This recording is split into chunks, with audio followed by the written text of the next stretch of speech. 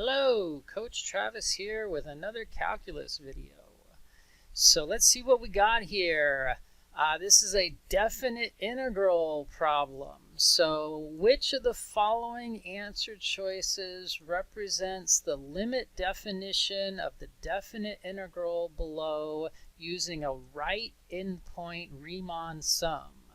Woo, that's a lot of words there. Okay, so what's it asking? What's going on? So the idea is the definite integral, the definition of the definite integral is it is a limit of a Riemann sum. So it could be a right Riemann sum, it could be a left Riemann sum, it could be a midpoint Riemann sum. It actually turns out it doesn't matter. But they want us to use right endpoint Riemann sums in this problem. So if we look at our answer choices, every answer choice is a limit, which makes sense because we said that the definite integral is the limit of a Riemann sum. So all of our answer choices should be limits. And then if we also look, all of our answer choices are sums. And that's good too, because a Riemann sum is, well, it's a sum. So all of these, the idea is all of these answer choices are a limit of a Riemann sum. But which one's the right one? So that's the thing we have to figure out. So basically what we have to do is we have to find the general formula for a right-hand Riemann sum for this function on the interval from -3 to +4. Oh yeah, and the -3 to +4, those are the bounds on the integral. That's where those numbers are coming from. So all right, so what I've got here in GeoGebra is I have a graph. I've graphed the function -x³. And we've got the part of the graph between -3 and 4.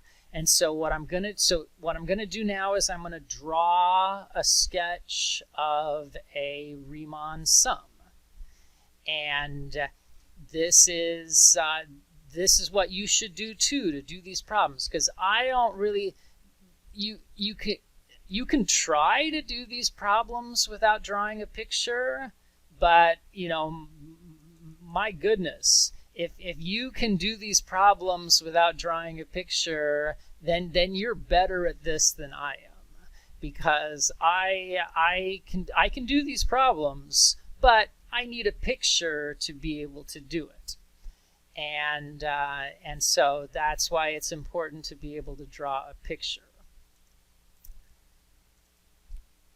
Okay, so what I've just done is I've erased the coordinates from the x-axis, because when we draw our rectangles, we don't want to be deceived by the numbers that we see on the x-axis. So you'll see what I mean maybe when we do this, but we do have -3 and we do have 4, because those are the places where we start. But all the numbers in between we technically don't actually know. So all right, so let's just start drawing a Riemann sum. So the idea is what I'm doing is I'm going to draw a Riemann sum using n rectangles. So Riemann sum with n rectangles. So the idea is n is a variable. So I don't actually know what n is. N could be 12, n could be 100, n could be 1,000. I have no idea. So when I draw this picture, it's not a picture to be taken literally. It's just a picture to help me frame my thinking. I probably won't even draw the whole Riemann sum. But as you can see, I'm drawing a right-hand Riemann sum. The height of each rectangle is determined by the right-hand endpoint, determined by the right-hand side of the rectangle. And you know what? And at this point, I'll just say dot, dot, dot. Because again, I don't know how many rectangles there really are. So I'm not going to sweat the details. I'm just going to keep going. And now over here, the rectangles are going to be overestimates. Because again, remember, I'm always using the right-hand endpoint to determine the height. And so the right-hand endpoint this time means that the rectangles are going to extend beyond the curve. And okay, how many of these do I have to do here? I need to get to 4. Oh my gosh, that's going to take a while. So maybe I'll go ahead and fast forward. Okay, so there's my Riemann sum. And now again, I want to emphasize here that my Riemann sum is kind of sloppy. And that's okay, because we are not going to literally be finding the areas of these rectangles, because I don't know how many rectangles there are. So I can't literally find the areas of all these rectangles. So the only purpose of these rectangles are serving is it's just to help me focus my thinking. And so that's what they're doing. So when you draw your picture, don't worry about your pictures being super accurate, because it's not necessary. Okay, so now what am I going to do here? So now what I need to do is we need to figure out, well, when we figure out the areas of these rectangles, we need to figure out the base of each rectangle, and we need to find out the height of each rectangle. And so the base of the, I need some space to write, so I need to figure out where am I going to write this. I guess I'll write it here at the top. The base is usually the easy part, because they're all the same. So the base of every rectangle, let's think about what the base of every rectangle is. Well, what is the total length? The total length from -3 to 4 is 7. So the total length to be covered here is 7. And then how many rectangles am I chopping it up into? Well, we said, I erased it, but we said we were using N, the letter N, as in nuclear, the letter N rectangles. So that means that the base of each rectangle, the total length is 7, but I'm chopping that length of 7 up into N equal pieces. So the base of every rectangle is going to be 7 over N. So as an example, like if you used 7 rectangles, then if you were going to draw this picture with exactly 7 rectangles, then the base of every rectangle would be 1. If you were going to draw this, if you're going to draw an actual Riemann sum with 10 rectangles, then the base of each rectangle would be 7 divided by 10. So that's our base. And the base is usually the easy part. And then the height is the harder part. So because every rectangle has a different height. So we have to go one by one. We have to go to every rectangle and ask every rectangle what its height is. So that's kind of a tedious process, but the idea is hopefully we can rapidly recognize a pattern. That's what you want to look for. There is going to be a pattern, and we want to recognize that. We want to try to recognize that pattern as soon as we can. So okay, well, let's start with this first rectangle on the far left. So I need to know, what is the height of that first rectangle? Okay, well, the height of that first rectangle is going to be whatever that y coordinate is, because it's a right-hand Riemann sum. So I look at the right side of the rectangle, and where it touches the function, that's the height. So I think, well, gosh, what is the what's the height of that function? Well, okay, to get the height of that function, I need to figure out what the right-hand endpoint is.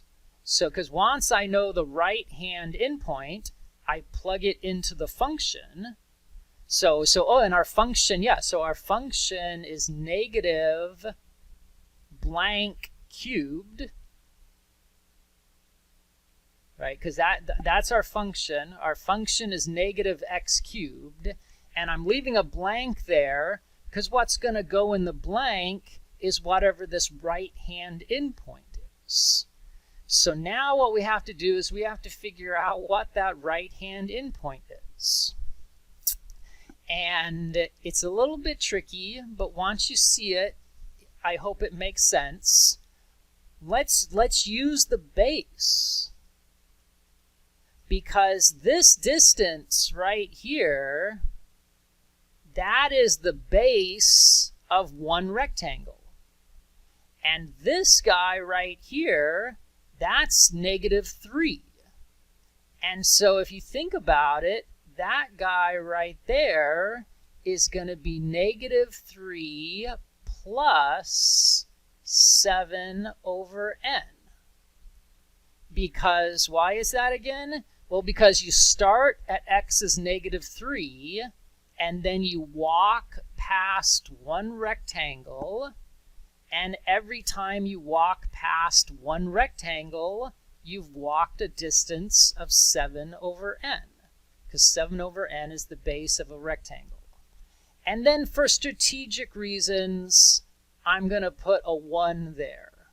So you'll have to trust me on that, and you'll see why in just a minute. Okay, so this I didn't leave myself quite enough room here. But no, maybe I'll just write it down here at the bottom. So I'll say that we're recording the heights, and the height of rectangle number 1,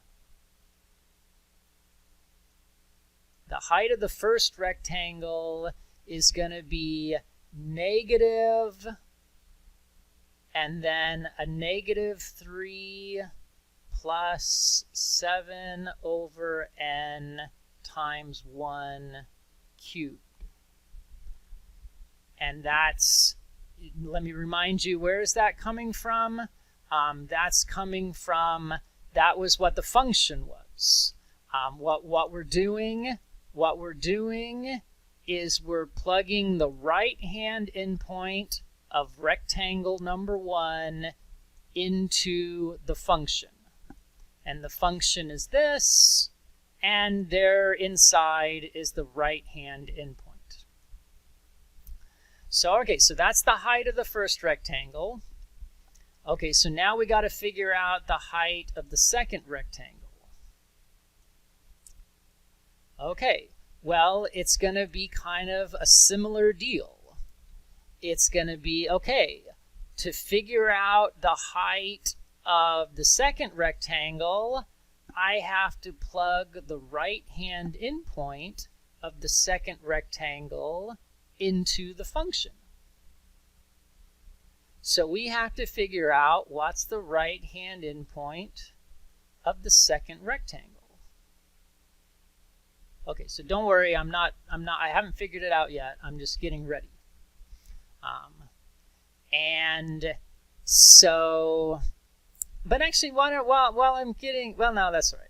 So, okay, so now maybe you've had a little chance to think about it, but here's how I would figure it out. I would say, well, this point right there, we could think about it as we start at -3, and then we walk past 2 rectangles, and every time you walk past a rectangle, you go up by 7/n. So we have 7/n, but we have to multiply by 2 because we walk past 2 rectangles. If you start at the -3 and you want to get to the right-hand endpoint of the second rectangle, you have to walk past 2 rectangles. So every time you walk past a rectangle, you add 7/n. So that's the right-hand endpoint of the second rectangle. And so that means the height of the second rectangle is, yeah, so actually I probably should have done this before. I should change colors so it's a little bit more transparent what's happening here. So my function is -x³. So there's the negative and there's the cubed. And then what I put into the function is I put the right-hand endpoint of the second rectangle. And so at this point, you might see the pattern. You might be ready to make a prediction. And if you're not, go ahead and keep drawing some pictures. You know, if you're not ready, if you don't think you know what I'm going to write next, then pause the video. I'm shaky. Then pause the video and think about it for a little bit. But I'm going to go ahead and write it down. For rectangle number 3, the height of the rectangle is going to be, no wait, I want red. It's going to be negative, and then it's going to be negative something cubed, and then inside of the something is going to be a -3 plus a 7/n multiplied by 3. So because if you look at this, the only thing that's changing is this number right here. And again, it comes from how many rectangles you have to walk past. So I kind of think we got the pattern here. So I think we're about ready to move to the next step. Okay, so I erased my beautiful picture because it served its purpose and I don't need it anymore. And what purpose did it serve? The purpose it served was to show me what the pattern was for the heights of the rectangles. So basically now I know what the height of every rectangle is. So for example, if you say 17, the 17th rectangle, what's going to be the height of the 17th rectangle? Okay, well the height of the 17th rectangle is going to be, it's just going to be the same as this, only I'm going to change this green 3 to a 17. So I know what I've seen the pattern, so I now know the pattern that every rectangle, the height of every rectangle is going to follow. And we also know the base of every rectangle. So the idea is that let's write down what the area of the ith rectangle is. So what I'm going to write down is the area of the ith rectangle. So you might say, wait, what's ith? Well, the idea is I is just whatever number you want. could be 17. I could be 45. I could be 2. But we want to write down sort of what's the general formula for the area of a rectangle. And the answer is, okay, well, the area of a rectangle is base times height.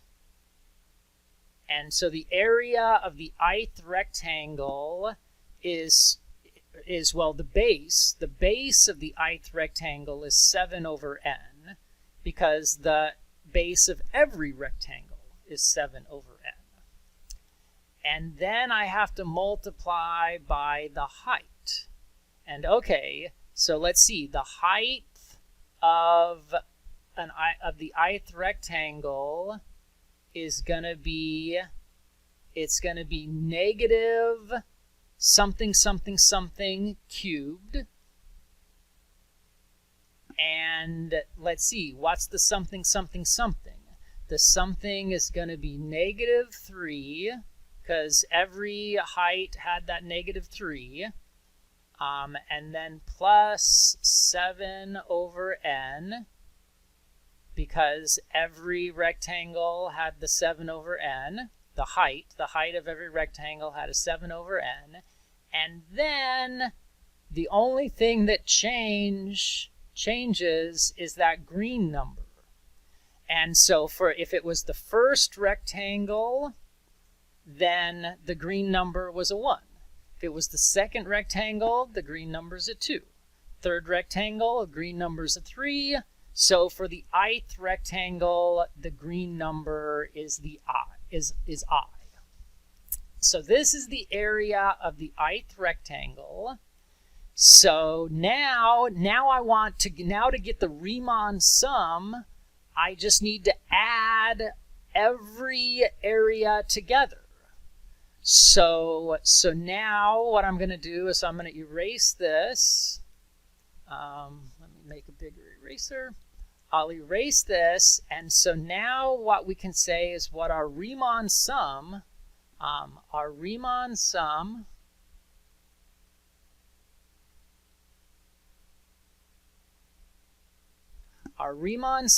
is going to be when we add all the areas together.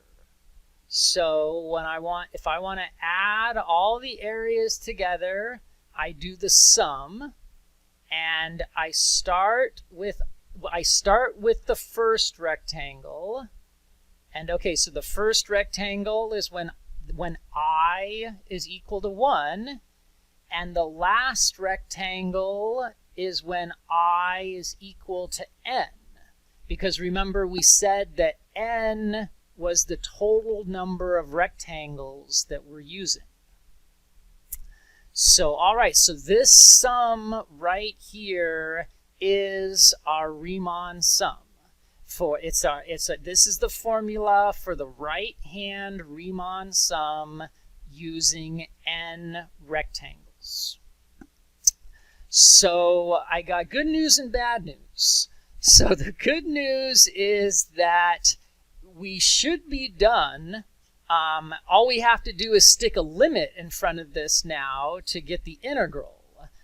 But the bad news is that if you look at the answer choices, none of the answer choices look exactly like this. And so what's happening is we're going to have to do a little bit of simplification to make this look like one of our answer choices.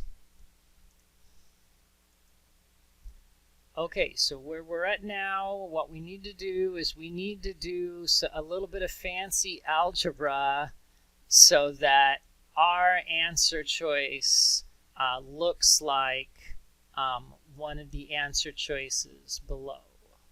So again, I want to emphasize, you might say, wait, Travis, I don't see a limit in this. So what's going on? Well, the idea is, remember that the integral is the limit of the Riemann sum. So this is a Riemann sum, this is a Riemann sum, this is a Riemann sum, and this is a Riemann sum. And what we have is a Riemann sum. So what we need to do is we just need to make our answer here look like one of these red things. And we don't have to worry about the limit because that's kind of separate. We just need to identify here's our Riemann sum, and which of these Riemann sums does ours match up with. So that's why I'm not going to worry about the limit. Okay, so let's do some algebra here. So I'm looking, there's this negative sign that's not doing much of anything, and then the 7 over n. The 7 over n has nothing to do with I. So that means that it can get factored out. A way to think about it again is this is kind of just a constant, because the idea is that someone will tell you what n is. Like someone will say use 100 rectangles. And so, okay, so if I use 100 rectangles, then this number is 7 over 100. And so that's a constant. So that can get factored out. So because of the rules of summation notation, the 7 over n can get factored out of my summation. Basically anything except I. Anything that doesn't involve an I can manipulate if I need to, because this summation is based upon the index I.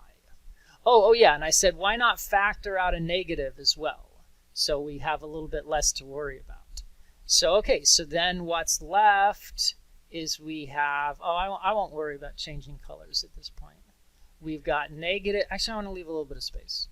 Actually I want to leave a lot of space. So if you're taking notes along with me, leave some space here, because I'm going to do some algebraic trickery and I need some space to do that.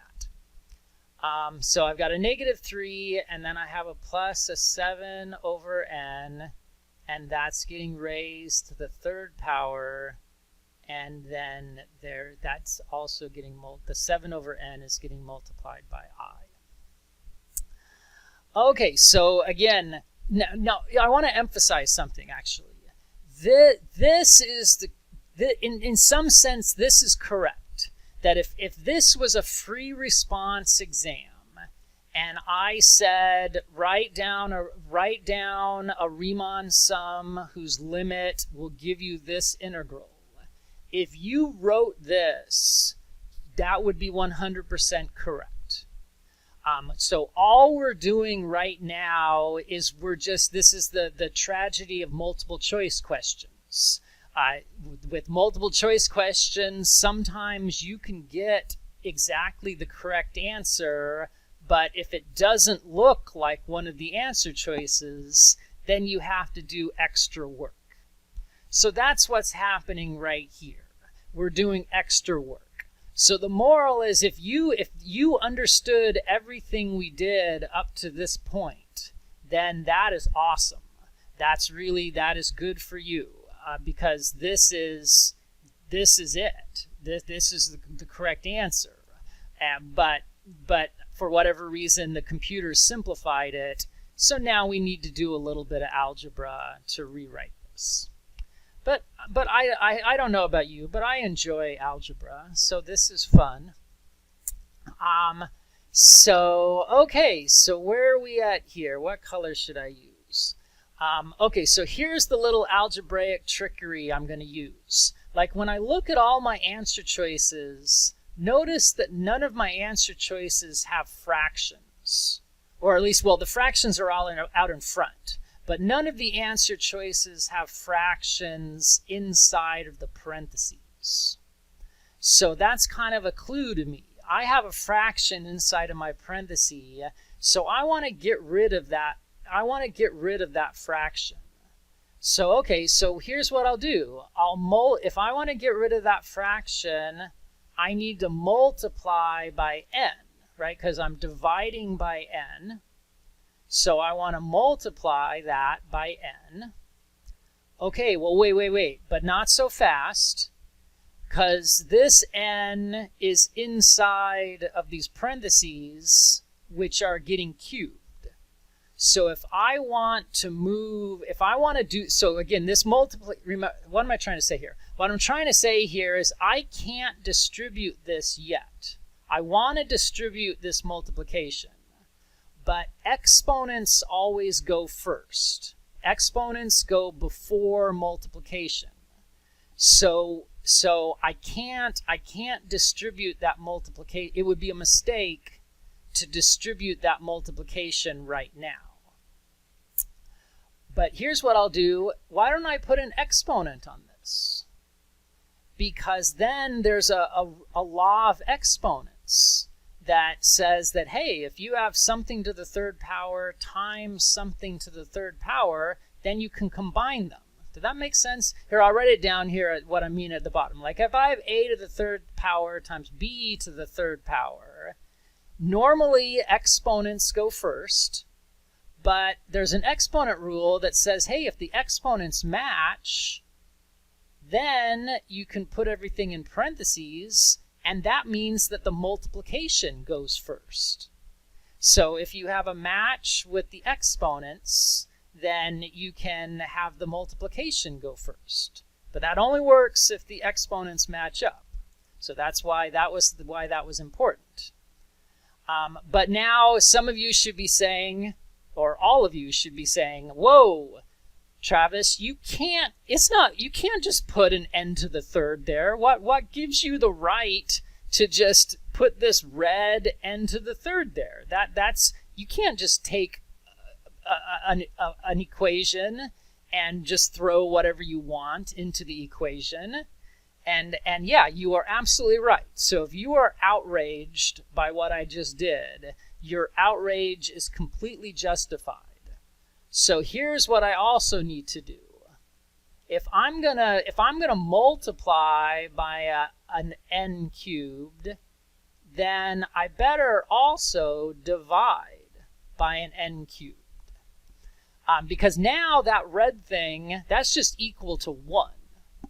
And so it's perfectly okay. You can just multiply anything you want by 1. That won't change it.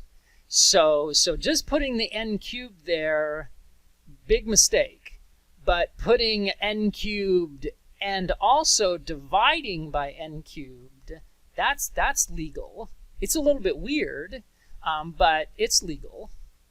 So anyway, so this is some fancy algebra we're doing here. So you kind of have to trust me that this is going to work, and then but also, you know, store this in the back of your mind and say, because every once in a while situations like this come up, and rather than being stuck, you can think about little algebraic tricks like this that could get you unstuck. Okay, so now the next step is that now that since I have a cube, so here's what I'm going to do. This one I'm going to factor out. This 1 over n cubed I don't care about. The only reason it's there is so that I'm not cheating. And so that one I'm going to factor out. But this n cubed we're going to distribute. So okay, so let's see what all is going to happen then. So if I factor this, if I factor the 1 over n cubed out, then I'm going to get negative 7 over n to the 4th.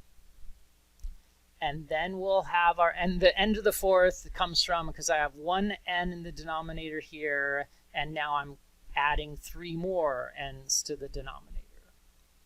And then the summation is still from I is equal to 1 to n.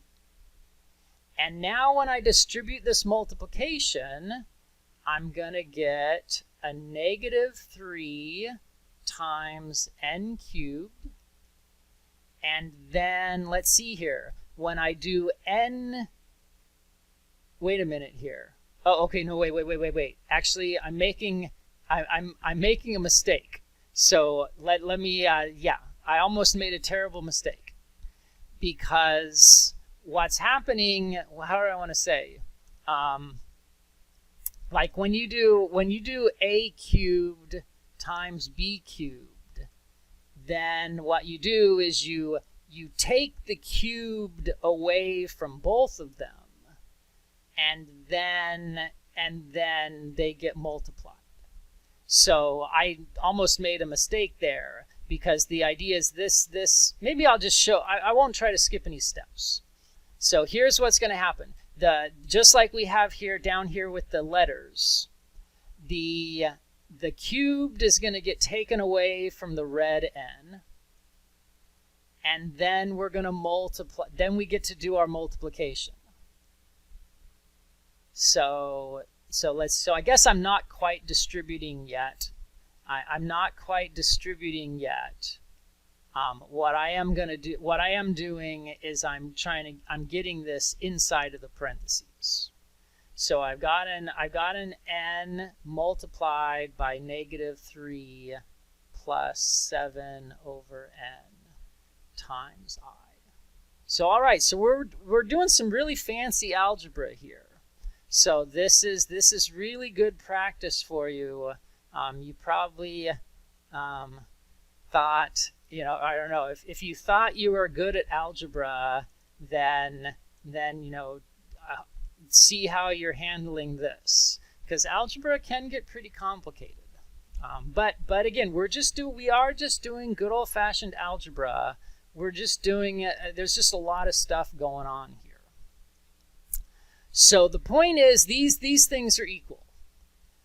So I'll put an equal sign here and an equal sign here. And if you don't believe me, what you might try doing is working backwards. Because you see, what you could do is, if you started with this, you could bring this n outside of the parentheses. Oh, but if you bring it outside of the parentheses, it's going to have to get a cube on it. And that takes us back to here. So you can see that if you work backward, that's a good way to always check your algebra, is if you think you did a correct factorization, well, try to reverse it. And do you get back to where you started? And if you don't, then you made a mistake. Okay. So I think we're almost done. So this is a tough problem. These are hard problems. So just be prepared to take your time and work through them. So all right. So let's see what we got here. So now I can do the distribution that I wanted. So I've got -3 times n plus, now the n's cancel, so it's plus 7 times I to the third power. And okay, and so if I've lived a good life, this is one of the answer choices. And I think it is. It's right. Yeah, it's this one right here. It's written in a different order, but let's verify that we got all the right ingredients. So we've got the -7 over n to the 4th. We've got the sum from I is equal to 1 to n. And then here we have a 7i, and here I have a 7i, and then there's a -3n, and here's a -3n, and then we're raised to the third power. So, so we actually did it. So that's the correct answer right there. And so go back, rewind the video. If everything made sense, awesome, you're good to go. But if anything didn't make sense, you rewind the video, take a look at it again, and if it's still not making sense, then you can talk to me about it sometime.